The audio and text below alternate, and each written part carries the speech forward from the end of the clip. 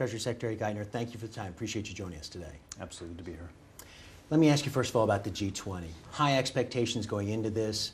We had Gordon Brown talking about perhaps a global New Deal. Is this going to fall far short of that?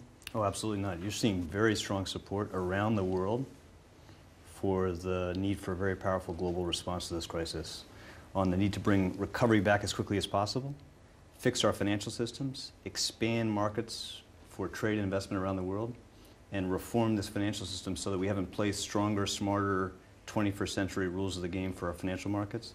Very, very broad-based consensus. You know, I've been doing this for a long time. I've never seen this much support around the world. You haven't seen this much cooperation this early in a crisis, I think, in history. Yet we still see, Mr. Secretary, notes of discord here. We have European leaders still questioning the idea about more stimulus.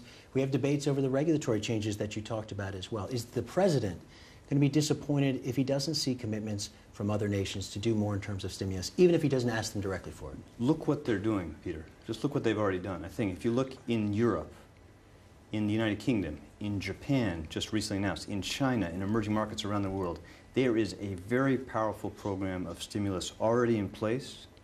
You can see some early signs of traction in some economies already from that.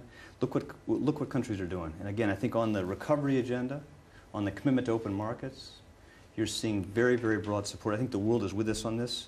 And on the reform agenda also, very, very strong consensus on a set of broader, higher, stronger international standards so that the world never again faces a crisis like this. I think very little separates us at this point.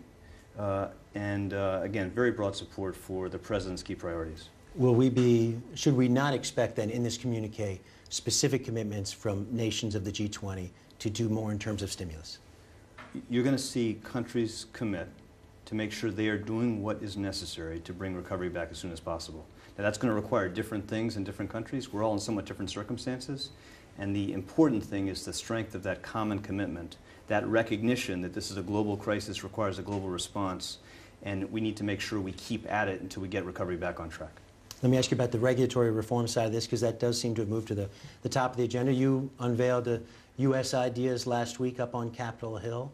My question to you is, what, in essence, will these standards really amount to? Are U.S. financial institutions, for example, going to have to answer to an international regulator? No, we're going to play a leadership role, Peter, in this, because it's critically important for the United States that we put in place at home a stronger, more stable financial system that is less vulnerable to future shocks, that causes less damage to our economy in the future, that dampens rather than amplifies future economic cycles. So we're going to play a very aggressive leadership role. That's why we moved so quickly. The President's first month in office brought the leaders of Congress together to begin that process of legislative reform.